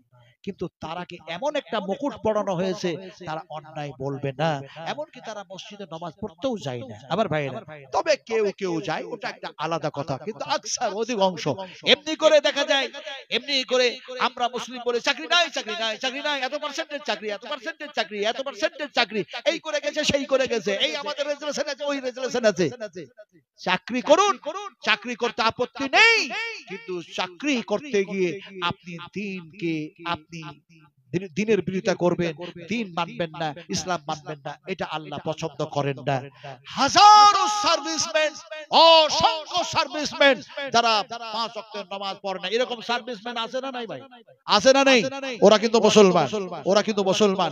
আজকে জানেন, বিশ্বাস করুন, সত্য কথা বলছি, একজন মাস্টার আমাকে বলছেন, রাজারহাট নিউ টাউনে বলছেন, দেখুন, আচ্ছা আপনার মুখে দাঁড়িয়ে আছে, আপনি একজন মুলবি সাহেব মানুষ, আপনি মুলবি সাহেব মানুষের ক টাকা পান? দাড়ি রাখার পর আপনার লাভ কি হয়েছে? বলে ওটা আপনি বুঝতে পারবেন না, আপনি মুসলিম না নন মুসলিম? আমি বললাম আপনি মুসলিম না নন মুসলিম? তো মাস্টারটা বলল আমি মুসলিম, আমি মুসলিম, আমি মুসলমান। আমি বললাম মুসলমান মানে আপনি মুখে বলছেন না মুসলমান? বলছে আমার বাপ মুসলমান, আমার দাদু মুসলমান, আমার নানা মুসলমান, আমার সব মুসলমান, আমি হাই স্কুলে একজন মাস্টার। আমি বললাম আপনি মুসলমান যে বলছেন, তো মুসলমান হওয়ার জন্য শর্ত কি জানেন? উনি বলেন মুসলমান হওয়ার জন্য শর্ত হচ্ছে লা ইলাহা ইল্লা আনতা সুবহানাকা ইন্নী কুনতু মিনাজ জালিমিন। চিন্তা করুন, বলছে লা ইলাহা ইল্লা আনতা সুবহানাকা ইন্নী কুনতু মিনাজ জালিমিন। বলে কেন? তো বলছে এখন যে বিপদ চলছে, এখন সারা বিশ্ব জুড়ে যে বিপদ চলছে, তো এই বিপদের জন্য তো এই যে শর্ত, মুসলমানদের জন্য বাঁচার শর্ত। আপনাকে কোরআন খুলে দেখাবো? মাস্টার আমাকে বলছে কোরআন খুলে দেখাবো। আমি বললাম সম্পূর্ণটা পড়ুন দেখি। উনি বললেন আমি তা জানি না, সম্পূর্ণ জানি না, তবে কোরআনের মধ্যে এটা আছে। আমি বললাম কোরআনের মধ্যে কোনটা আছে শুনুন। আল্লাহ রাব্বুল আলামিন যেন বলেন ফানাদা ফিজ যুলুমাতি আল্লা ইলাহা ইল্লা আনতা সুবহানাকা ইন্নী কুনতু মিনাত যালিমিন ফাস্তাজাবনা লাহু ওয়া নাদাইনাহু। পড়তে শুরু করলাম। আমি বললাম যিনি বিপদে পড়েছিলেন আর আল্লাহর কাছে পানাহ চেয়েছিলেন, এক আল্লাহর কাছে আশ্রয় চেয়েছিলেন, তিনি যেন এমনি করে দেখা যায় একজন নবী ছিলেন অথবা একজন পয়গম্বর ছিলেন, অথচ আল্লাহ পাকের যেন একজন খাস বান্দা ছিলেন। কিন্তু তুমি এমন এক বান্দা সার্ভিস করো, অথচ তোমার মুখে দাড়ি নাই আর মুসলমানের দাবি করো। আমি বললাম অন্যান্যরা দাড়ি রাখে, নন মুসলিমেরা, তাদের ব্যাপারে নবী বলেননি, কিন্তু ইমানদার দাড়ি রাখে, সেই ইমানদার মুমিন মুসলমানের দাড়ির ব্যাপারে বলেছেন আল্লাহ পাক যেন এই পাকা দাড়িতে কিয়ামতের মাঠে একটা একটা করে নূর দান করবেন। জোরে বলুন সুবহানাল্লাহ। ফলে আমরা শিক্ষা নেব কোরআন থেকে। আর কোরআন শিখাবার জন্য মাদ্রাসার প্রয়োজন আছে। এখানে যতগুলো মানুষ আছেন একটু দয়া করে বলছিলাম যে আপনারা চলে যাবেন। আমি দোয়া করেছি কাবাতে আপনাদের জন্য। আল্লাহ পাক যেন বলেছেন ইন্নাস সাফা ওয়াল মারওয়াতা মিন শাইরিল্লাহ ফামান হাজ্জাল বাইতা আবিতামারা ফালা সুনাহা। আসলে বলতে চাইলাম আল্লাহ পাক বলছেন সাফা আর মারওয়া এই পাহাড় দুটি হচ্ছে আমার নিদর্শন বলি, এর মধ্যেখানে যারা সাফা সাই করে আমি আল্লাহ তাদের জীবনের সমস্ত গুনাহ মাফ করে দিই। জোরে বলুন সুবহানাল্লাহ। ফলে আমি আপনাদেরকে বলতে চাই একটা কথা, অনেক কিছু শিকার আছে ভাই, অনেক কিছু জানা আছে। আচ্ছা উমরা কি জিনিস আপনারা একজন বলতে পারেন যে উমরা কি জিনিস, কেমন করে করে? টাকা তো অনেক আছে। রাজা এমনি করে অরঙ্গজেব, রাজা রামমোহন রায়, তারপরে দেখা যায় আরো সব যারা, তারপরে নবাব, তারপরে আরো কে যত মুসলিম ছিল ওরা একজনও কেউ হজ করে নাই, উমরাটাও করেনি। আর নবী বলেছেন যারা অর্থ থাকার পরেও হজ করবে না তাদের কাতার হবে ইহুদিদের সঙ্গে কিয়ামতের মাঠে। কথা বুঝতে পেরেছেন কিনা? উমরাটা শিখালেন। উমরা যারা করবেন, উমরা করার নিয়মটা একটু শুধু বলে দিই। আমি দুটোই করেছি আলহামদুলিল্লাহ। উমরাও প্রথমে, যেহেতু অন্য মাসে চলে গেছে আগে, তার জন্য উমরা। আর জিলহজ মাসে ওখানে যখন থাকলাম 56 দিন, তখন দেখা যায় হজের মাস আসলো, যেহেতু হজের নিয়তে গেছি তো হজটাও করলাম। উমরাটা কিভাবে হয়? অনেক মানুষ মনে করে উমরা কি? উমরা ভালো করে শোনো। বিশ্ব নবীজি মুহাম্মদ রাসূলুল্লাহ সাল্লাল্লাহু আলাইহি ওয়াসাল্লাম যেভাবে বলেছেন সেইভাবে বলছি। আপনি যখন গেলেন দুইটা পথ, একটা পথ হচ্ছে আপনার জিদ্দা হয়ে মক্কা হয়ে মদিনা, আর একটা হচ্ছে আপনার মদিনা হয়ে একেবারে দেখা যায় জুলহুলাইফা হয়ে যেন একবারে মক্কা। কথা বুঝেন কি? এখন আপনার সফরটা যদি শুরু হয় মদিনা হয়ে, ওটা রুকুন নয়, ওটা উমরার রুকুন নয়, হজরের রুকুন নয়, এটা শিখে লেগেন। আপনি আপনি ইয়ালামলাম হয়ে যদি জিদ্দা হয়ে যান, মক্কা হয়ে যদি যান, তাহলে পরে আপনি কি করবেন? ওই ইয়ালামলাম যাওয়ার আগেই দেখবেন আপনাকে বলবে যে নিয়ত করে নাও। আপনি মনে মনে নিয়ত কি করবেন? আপনি নিয়ত করবেন, ওরা বলবে যে এমনি করে মেকাত, তার মানে ওই জায়গাটাতে উমরা বাঁধতে হয়। ওই সাদা কাপড় থাকে, দুইটা কাপড়, একটা পরে নিয়েছেন লঙ্গির মতো, ওটা সেলাই করা থাকবে না, খোলা পরে নিলেন, আর একটা এমনি করে যেন ঘাড় ফাঁকা করে যেন রেখে দিলেন। ওই জায়গাতে আপনি বলবেন আল্লাহুম্মা লাব্বাইকা উমরাতান, মনে মনে পড়ে নিলেন, হয়ে গেল। এবার আপনি ওখানে গিয়ে নামলেন, বাসে নিয়ে গেল, আপনাকে কাবাতে ঢুকাইয়া দিল, আপনি কাবার মধ্যে চলে গেলেন। কাবার মধ্যে গিয়ে আপনি হাজরা আসওয়াদকে লক্ষ্য করে বিসমিল্লাহি আল্লাহু আকবার বললেন, যে আপনি এবার তওয়াফ শুরু করলেন। তওয়াফ করতে করতে করতে 7 বার চক্কর দেওয়ার পর একটা তওয়াফ হয়ে গেল। ওখান থেকে সামান্য বাইরে আসুন, যেখানে লোকের ভিড় নাই কাবার ভিতরে, সেইখানে মাকামে ইব্রাহিম আর সেই কাবা, ওটাকে সামনে রেখে আপনি 2 রাকাত নামাজ পড়লেন। ওখান থেকে বাইরে হয়ে আসুন, অসংখ্য আবে জমজমের পানির ব্যবস্থা, অসংখ্য। এখন দেখা যায় আপনি খেজুর একটু খান, আবে জমজমের পানি খান। তারপরে আপনি দেখা যায় মা হাজরা যে জায়গায় ছুটেছিল ওইখানেই, ওই পাশেই, এখন ওইখানে গিয়ে আপনি সাফা মারওয়া 7 বার এইভাবে ঘোরাফেরা করলেন। আর ঘোরাফেরা করার পর ওর মধ্যে যে দোয়াগুলি আছে আমি বলছি না, ওখানেও 7 বার করে নিলেন। বাস ওখান থেকে বাইর হলেন, বাইর হয়ে গিয়ে আবু জাহেলের বাড়ির সামনে, অথবা নবীজির যেখানে জন্ম হয়েছিল সেই বাড়ির সামনে, সেই ধারে গিয়ে কিংবা অন্য সাইডে বাইর হলে আপনি ওখানে গিয়ে বাস নাড়া হয়ে যান, নাড়া হয়ে গেলেন, উমরা হয়ে গেল। এটা হলো উমরা। তারপরে যা মন চায় আপনি তাই করে বেড়ান, এবার তায়েফে যান, উহুদে যান, যেখানে যাবেন সেখানে। এটা হলো উমরা। কিন্তু হজ মারাত্মক কঠিন। এই কথাগুলি শিখার জন্যই তো মাদ্রাসা, এই কথাগুলি শিখার জন্যই তো ওলামাদের প্রয়োজন। আজকের দিনে বলছি, এমন একটা সময় সামনে আসছে, এমন একটা সময় আসছে, আপনার মসজিদে ইমামতি করবে, আপনার মাদ্রাসায় বুখারী পড়াবে, সেটা যেন থাকবে না। এই আলেমগুলি আস্তে আস্তে আস্তে আস্তে শেষ হয়ে যাবে। তার চক্রান্ত গভর্নমেন্টরা চালিয়ে যাচ্ছে সারা বিশ্ব জুড়ে, একটা যেন তাদের পরামর্শ হয়ে সেটা যেন চেষ্টা চালাচ্ছে। আর নবীজি আগেই বলে দিয়েছেন, আল্লাহর কসমকে বলছি, নবীজি বলেছেন যে এমন একটা সময় আসবে আল্লাহ পাক জমিন থেকে ইলমকে উঠায়া নেবেন, জমিন থেকে ইলমকে উঠায়া নেবেন। তার মানে কি কোরআন হাদিস উঠায়া নেবেন? না না না না, ভালো ভালো ভালো ভালো সালাহিয়াতপূর্ণ হাদিসের মহাপণ্ডিত, কোরআনের যেন গবেষককারী, এই সমস্ত আলেমগুলিকে আল্লাহ পাক উঠায় নেবেন। আজকে মাওলানা আইনুল বাড়ি আলিয়াবি, আচ্ছা বলুন তিনি আছেন? নেই। পশ্চিমবঙ্গের একজন এত বড় আলেমে দ্বীন, তার জায়গাটা শূন্য হয়ে আছে, আজও পূরণ করার কেউ হয় নাই। তো যাক, কথা বলছিলাম যে কথাটা, যে আমরা কোরআন থেকে শুনবো, কোরআন থেকে শিখবো, কোরআনের আলোতে জীবন গড়বো, আর কিয়ামতের মাঠে আল্লাহর সামনে যখন হব, আমরা ভালো আমল নিয়ে যাব, আমাদের ডান হাতে দিবেন, আল্লাহ আমাদেরকে ক্ষমা করে বেহেশতের মধ্যে ঢুকাবেন, বেহেশতের মধ্যে রাখবেন। এটাই আশা করব, এটা আশা করব। এটা আশা করেন না নামাজ পড়লাম কবুল হলো কি হলো না, নামাজ পড়লাম কবুল হলো কি হলো না, দান করলাম কবুল হলো, বাজে কথা, একবারে বাজে কথা। নবীজি বলছেন, আমি জানি না আমার আল্লাহ আমার সাথে কি ব্যবহার করবেন। বুখারী শরীফ হাদিস, আমি জানি না আল্লাহ আমার সাথে কি ব্যবহার করবেন, আল্লাহ কি ব্যবহার করবেন। তবে শুনে রাখো আমার সাহাবীরা, আল্লাহ পাক তার রহমত দিয়ে আমাকে ঢেকে রাখবেন, আল্লাহর রহমত দিয়ে আমাকে হেফাজত করবেন। তো আমি এটা আশা করি, এটা আমি আশা করি, এটা আমি আশা করি। আমিও নবীর উম্মত, আমি দান করার পর, আমি হজ করার পর, আমি নামাজ পড়ার পর, আমি তাসবিহ পড়ার পর, আমি কোরআন পড়ার পর, আমি ভালো কাজ করার পর, আমি আশা করব 100% নিশ্চয়ই আমার আল্লাহ কবুল করেছেন। আমার মন, আমার ঈমান, আমার মেজাজ, আমার মন মস্তিষ্ক সবগুলিকে একেবারে ঐক্য করে এত স্থির রাখতে হবে যে না, আমার আল্লাহকে আমি আল্লাহকে জানিয়েছি, ফলে আমার আল্লাহ অবশ্যই কবুল করেছেন। এইটাই ধারণা আপনার মধ্যে থাকতে হবে, যেটা নবীর মধ্যে ধারণা ছিল। আল্লাহ জানি না আমার সঙ্গে কি ব্যবহার করবেন, তবে আল্লাহ অবশ্যই তার রহমত দিয়ে ঢেকে রেখে আমার সাথে ভালো ব্যবহার করবেন। তেমনি আমরাও বলবো আল্লাহ নিশ্চয় আমাদের এমনি করে ভালো কাজগুলি কবুল করছেন, কবুল করছেন। এরকম নবী বলেছেন, খবরদার এরকম মনের মধ্যে এনো না, নামাজ পড়লাম কবুল হলো কি হলো না, দান করলাম কবুল হলো কি হলো না, কোরআন পড়লাম কবুল হলো। যদি এটা মনে করে নাও, ওই জায়গায় শয়তান কিন্তু সুযোগ পাবে আর বলবে, খাপা, আরে খাপা, তুই তো কালকে ওখানে দাঁড়িয়ে দাঁড়িয়ে পেশাব করেছিস, মুতে পানিস না, আজকে নামাজি হয়েছিস, এগুলা নামাজ তোর কাজে লাগবে না। কিন্তু আল্লাহ পাক যে ক্ষমাকারী, এটা তো শয়তান আর বলবে না।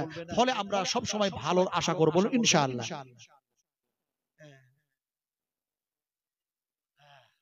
বলছিলাম যে আমার সময় শেষ, ফলে আমি আর কিছু বলবো না। নবীজি বলেছেন, শোনো কম, আমল করো, হ্যাঁ, শোনো কম, উত্তম আমল করো বেশি। উত্তম, উত্তম আমল করার মানে অনেক কিছু হয়। নামাজ ছেড়ে দাও একটা আমল, কথা বুঝেন কিনা, নামাজ না পড়াও একটা আমল। তো উত্তম আমল করো, নবীজি বললেন শোনো কম, উত্তম আমল করো। আমরা অবশ্যই ইনশাআল্লাহ উত্তম আমল করার চেষ্টা করব ইনশাআল্লাহ।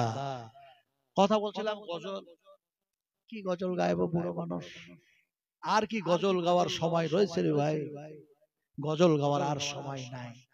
শুধু একটা কথা বলি, নবীজি যে সময় সিজদায় পড়েছিলেন কাবার যে জায়গাটায়, সেই সময় যে উটের ভুঁড়ি চাপানো হয়েছিল, ওই যে দুয়ার দিয়ে নবীজি হেঁটে গেছিলেন, সে দুয়ারটাও দেখলাম, সে গেটটাও দেখলাম। আবু জাহেলের বাড়িটা খুব কাছাকাছি নবীর বাড়ি থেকে, একবারে কাছাকাছি, একবারে কাছাকাছি। আর কাবা ঘরের গেটটাও খুব কাছাকাছি। তো নবীজি যখন সিজদায় পড়েছিলেন, সে সময় তো দেখা যায় নবীর ওই ঘাট থেকে উটের ভুঁড়িটা সরাবে এরকম কোন মুসলমানের সাহস কলিজায় ছিল না। অথচ দেখা যায় ফাতেমা রাদিয়াল্লাহু তাআলা আনহা, তিনি গুটি গুটি পায়ে সেখান থেকে আবু জাহেলের গেট দিয়ে আসলেন। আর দেখা যায় নবীজির এখানে এসে দেখা যায় ওই হুজুরিগুলো, সিকনাগুলো যেন আস্তে আস্তে সরাচ্ছেন আর কান্না করছেন। কিন্তু দেখা যায় ফাতেমা কানলেও, নবীজি সিজদায় পড়ে থাকলেও, উটের ভুঁড়ি ঘাড়ে চাপানো থাকলেও ফেরেশতারা সে সময় দরুদ পড়তেছে। যেমন সুবহানাল্লাহ, নবীজি বলেছেন যারা আমার উপরে দরুদ পড়বা, পৃথিবীর যে কোনো প্রান্ত থেকে তোমাদের ওই দরুদটা আমি মুহাম্মদ সাল্লাল্লাহু আলাইহি ওয়াসাল্লামের কাছ পর্যন্ত দুইজন ফেরেশতা পৌঁছে দেয়। যেমন সুবহানাল্লাহ। তো দরুদ পড়ছেন ফেরেশতারা। আমি অত লম্বা হাদিস বয়ান করব না, কবি কি বলছেন শোনো। আল্লাহর হাবিব এলেন যেই দিন, আল্লাহর হাবিব এলেন যেই দিন, কাবা ঘরের পাকাবায় দরুদ পড়ে ফেরেশতা সব কে কে তোরা দেখিবি আয়। আল্লাহর হাবিব এলেন যেই দিন, কাবা ঘরের পাকাবায় দরুদ পড়ে ফেরেশতা সব কে কে তোরা দেখিবি আয়। যুগ যুগান্তে জাগার নামে, যুগ যুগান্তে জাগার নামে দরুদ পড়ে রাত ও দিনে। মায়া মেনার কোলে হাসি রহমতাল লিল আলামিন। আল্লাহর হাবিব এলেন যেই দিন, আল্লাহর হাবিব এলেন যেই দিন, কাবা ঘরের পাকাবা দরুদ পড়ে ফেরেশতা সব কে কে তোরা দেখিবি আয়। आकाश में से सागर बुके, आकाश में से सागर बुके, आकाश में से सागर बुके की आनंदित ताদের মুখে। आकाश में से सागर बुके की आनंदित ताদের মুখে। খুরমা খেজুর দলিয়া শাখা নবীর জানাই, নবীর শানে দরুদ জানাই। আল্লাহর হাবিব এলেন যেই দিন, কাবা ঘরের পাকাবাই। আল্লাহর হাবিব এলেন যেই দিন, কাবা ঘরের পাকাবাই। দরুদ পড়ে ফেরেশতা সব কে কে তোরা দেখিবি আয়, কে কে তোরা দেখিবি আয়। আল্লাহুম্মা সাল্লি আলা মুহাম্মাদিন ওয়া আলা আলি মুহাম্মাদ কামা সাল্লাইতা আলা ইব্রাহিম ওয়া আলা আলি ইব্রাহিম ইন্নাকা হামিদুম মাজিদ। আল্লাহুম্মা বারিক আলা মুহাম্মাদিন ওয়া আলা আলি মুহাম্মাদ কামা বারাকতা আলা ইব্রাহিম ওয়া আলা আলি ইব্রাহিম ইন্নাকা হামিদুম মাজিদ। রব্বিগফিরলি, একটু আমিন আমিন করুন, আমি শেষ করতে যাচ্ছি। রব্বিগফিরলি ওয়ালি ওয়ালিদাইয়া ওয়ালি ওয়ালিদাইয়া ওয়ালি ওয়ালিদাইয়া ওয়ালিল মুমিনিনা ইয়াওমা ইয়াকুমুল হিসাব। সকলে বলেন আল্লাহুম্মা আমিন। এখান থেকে আমার বক্তৃতার ইতি টানলাম।